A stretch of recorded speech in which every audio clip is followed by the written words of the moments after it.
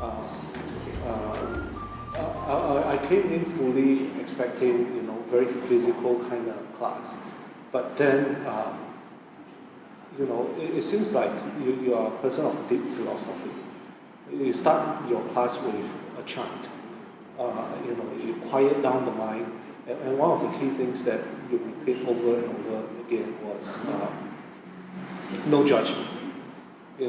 Learn to unlearn. I thought that's something of someone in the hill that would say, the old monk. Can you, shed a light on the philosophical side of your teaching? Well, of course, all this philosophical side didn't just come in a day or two. Yeah, I've learned it from Tibetan monks and learned from my gurus in India. And gurus in India always start off with this chant, Right. Sahana Bhavatu. What does it mean? It's sort of like a platform to set for opening a class where you set the grounds right with the students, like it's a teacher-student relationship and a respect within one another. Right. Where me as a teacher, I respect you as a student, your space, your mat space, and as a student, good that you listen in teaching as well. So it's a mutual relationship between the teacher and the student, and we also set the grounds right to balance the yin and yang in the class sometimes, and the balance of all the 5 elements in class, because everyone comes from different emotional backgrounds. So this chant is actually to help to balance out and center everyone into a state of mind to focus in their mat. I mean, I have no idea what you were singing, but it was incredibly soothing and spiritual. And you did touch on something quite interesting. You said that we all carry our own baggage. It's until you leave all those behind that you can start pouring in more. That's why I was saying that sometimes allow the divine to protect us, allow the divine to enjoy with us. Divine is not only just God or angels around us. Divine is ourselves. Allow ourselves, our own soul, to enjoy every moment on the mat, and understand every body awareness you're going through, and any pain or stretching you're going through on the yoga mat itself. That's all about the spiritual part of you. It's yourself. We are responsible for our own soul and our own physical body. Can you explain the notion of physical, emotional, as well as spiritual alignment, which you stated very clearly on your website? Yes. That is your primary passion. Yes. How are the three connected? At the end of the day, I'm simply aligned with what yoga wants, which is yoga is a unionship between the physical body. Yoga is a unionship between the physical body, the mental mind, the emotional body. So it's not just stretching. So it's not just stretching. Right. It's about the realization of the oneself. So when you're able to understand the emotional self of yours, it actually shows up in your physical body. But not many people can go through the emotional healing without going through a physical healing. Getting my point? So like all this yoga stretching, all those kind of, to allow you to open up and stretch every meridian points in the body, allow you to feel what is pain, what is suffering. Then why do we have savasana? We have a laying down on a corpse position to understand the before and after effect of after you stretch, after you go through certain exercises, certain path of life on your yoga mat. Then you start to realize something, perhaps something what a teacher say in the class during savasana period, the resting period, where you could have maybe got not enlightened, you can't enlighten straight away, but you probably get a hint of what you want to do after this. Clarity, more conscious about what you're doing. Yoga is a unionship between the physical body, the mental body, concentration, and also the emotional body and our spiritual body. But as humans, we go through stage by stage. See, we can't straight away get into spirituality without going through how our body are working, the physical the physical body, we have postural problem, we have ailments, we have sickness, we have discomfort. So why do we people go for yoga or any types of exercises like stretching exercises or Pilates? Because we want to heal the body first. So that's the stage one people do. We need to know what is breathing. Because a lot of people, when they go straight into the meditation, they have sore legs and sore back. And when they sit in meditation, they can't concentrate. Their mental mind is thinking, I'm going through this pain, I'm going through this pain. They can't focus to get into spirituality and release emotionally. So a physical health is very important. Having So that's a foundation, the it's a basis foundation. for I mean, for me, the next stage. it's a good foundation because you need good nutrients in the body. You need to eat right. You need to sleep right. So that you have a focused mind. See, mind becomes mental. You listen to people properly. You listen to your lectures. That's why I came up with the 3 principles of studies, which is Shravana, Manana, and the Nididhyana. So What language is that? This 3 is the stages of learning. So Shravana is actually to listen and don't question. Right. Because sometimes when you're in class, you tend to analyze what the teachers say or maybe perhaps what other teachers have said to you. Then perhaps you start to compare. Filter and start to have comparison. That's why in my China I say no judgment of other teachers, whatever they have taught you, they're not wrong. It's just a different perspective. So you're confusing yourself before you start. Yes, so they're not listening. So the ears and listening mind is not focused. The manana comes much later when you start to listen already and you go back home, you take a hot shower, then you start to filter. The process of learning is like that.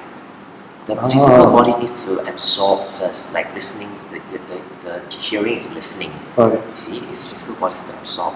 But the absorption level will start to come in much later, like manana. Then the nididhyasana is actually the concentration, the mental concentration of seasoning that information, like filtering it and really understanding it. So if we start to have this bottom 2 principle coming in normal classes or workshop, then people start to judge one another in terms of physical body or in terms of how they look in classes. That's why as a teacher or a trainer, I always set the grounds and the energy right. Prior starting the class, because I would want to set the grounds right. Your mental mind must be on the right track of mind. So it makes really good sense.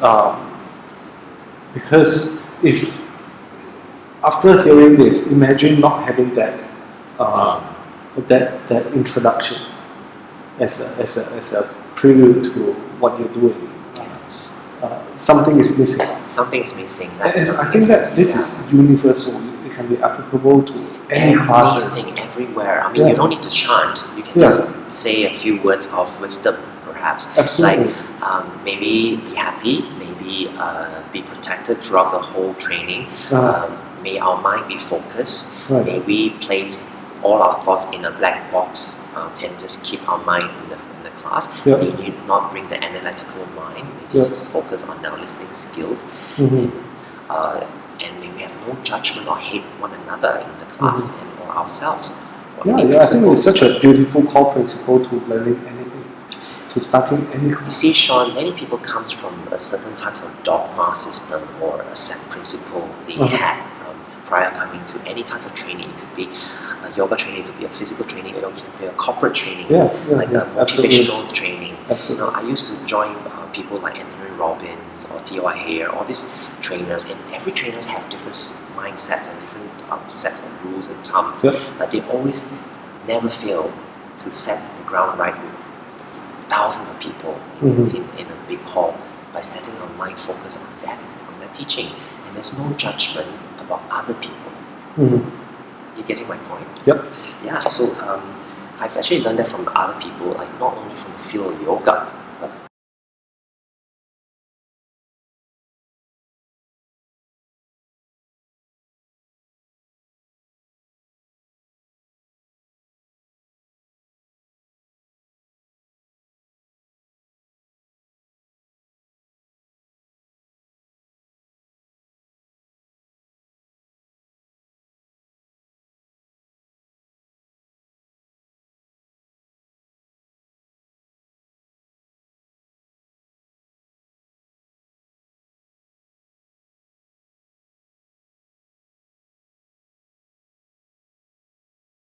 But my mom made me go to public speaking classes. And, yeah. And So the early childhood training was yes, 6, 7 years old. was what contributed to I thank my mom.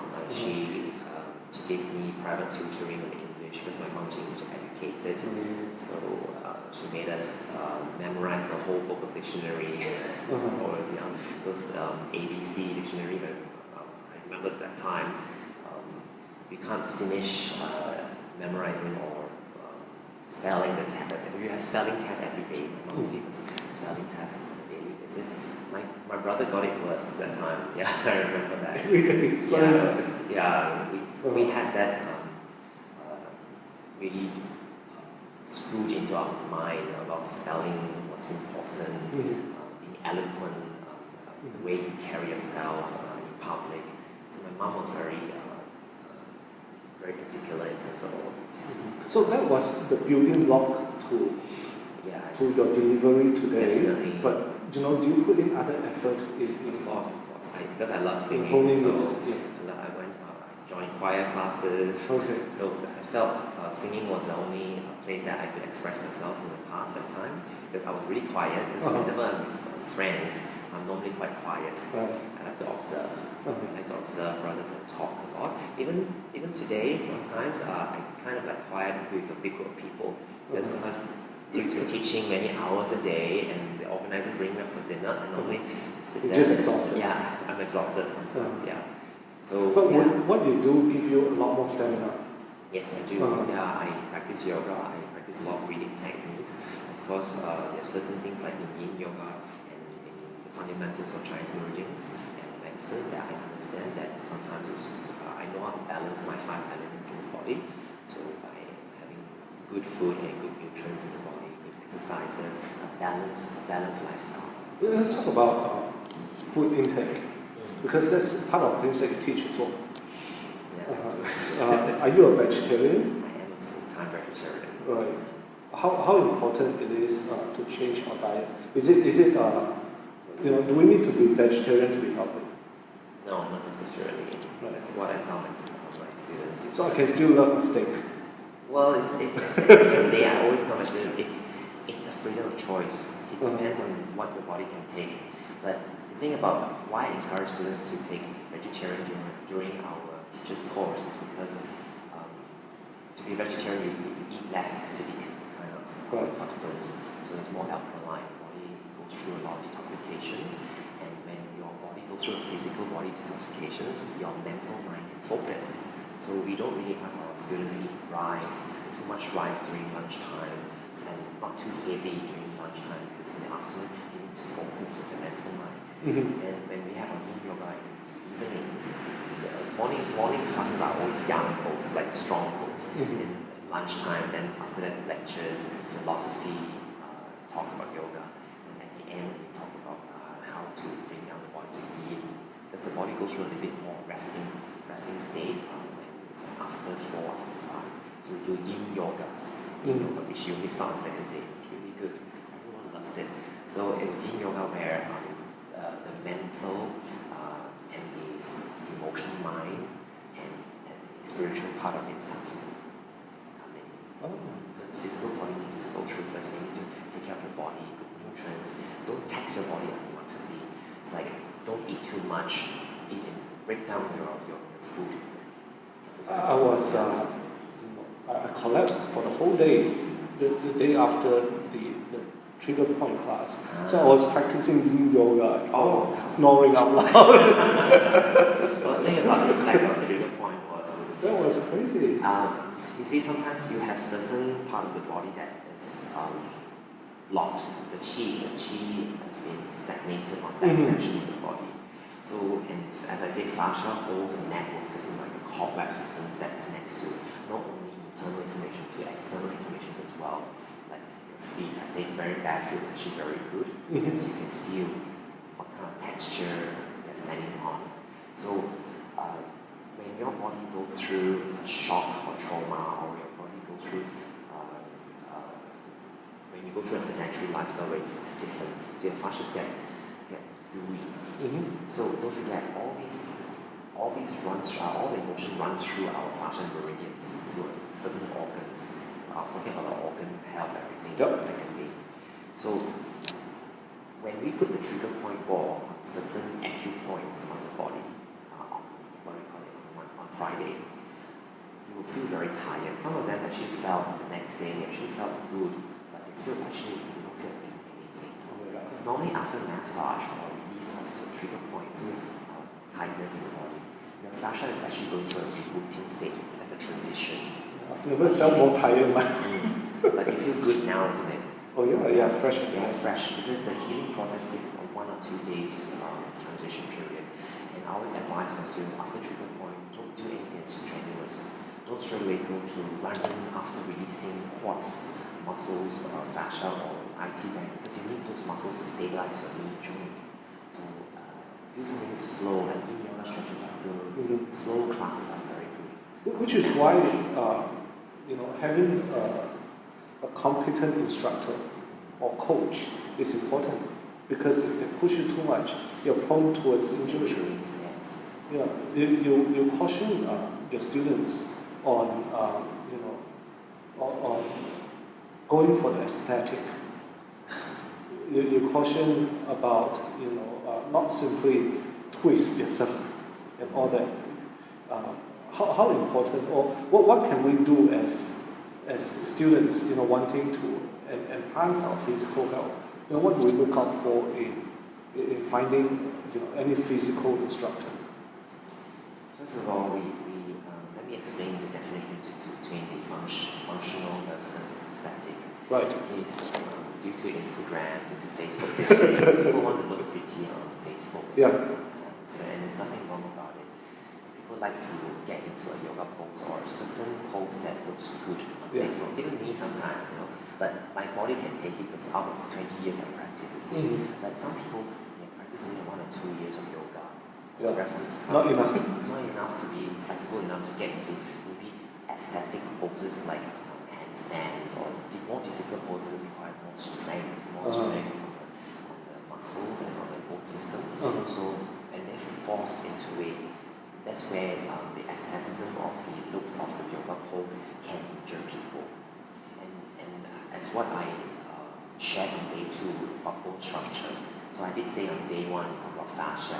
Yeah. Our body is not only governed just fascia, but we must understand that our body is also governed by 50% of bone structure. Like your hips could be different from the shape of my hips. My hips could be a dancer's hips, because when I do dance, and I can do quite a lot of different variations on my hips. Right. But if I ask you to bring your leg behind your hip, perhaps your joints does not allow it. It could be a fascia thing, but it could be a joint that could be just blocked up on the joint. It could be a structural thing. You keep pushing it, and you just get spurs in the future. Try this. Start to visit you in the early 40s. Yeah. So we have to students. So not all yoga is good. Not all stretching is good. You have to listen to your body. Right. Whatever you do in yoga, I always tell my students, do what your body feels good. You must feel where are you stretching. So it's good to have a teacher that can tell you, you're actually stretching the hamstrings now, but you shouldn't feel anywhere else. If you feel a joint pain, then you're pushing it too much. You're not being functional. That's what I'm trying to come into. See, functional is whereby understanding the body, that you can just be functional to feel the stretch of the target area stretching you want, the muscle. If you want to stretch your shoulders, this is it. But if you go too far in and it's impinging on your joints, it means your joints is giving a red alert sign telling you, hey, if you push it too much to get the aesthetic look of it. Right. So the motivations posters that say no pain, no gain, and things like this, you really have to be discerning.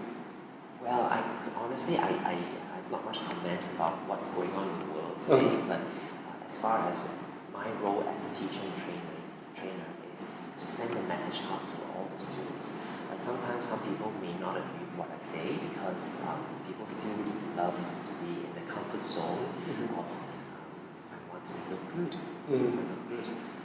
Then there are some people who realize that, hey, body rest is important, taking care of the body, taking care of the joints is important, being functional is more important than getting just to the end pose. So I always tell my students, just work according to your balance range. Your neighbor's balance range may not be the same as yours, Right. and don't push it to the end range. However, if your bone structure can be in that alignment to reach out to the aesthetic look, please go ahead.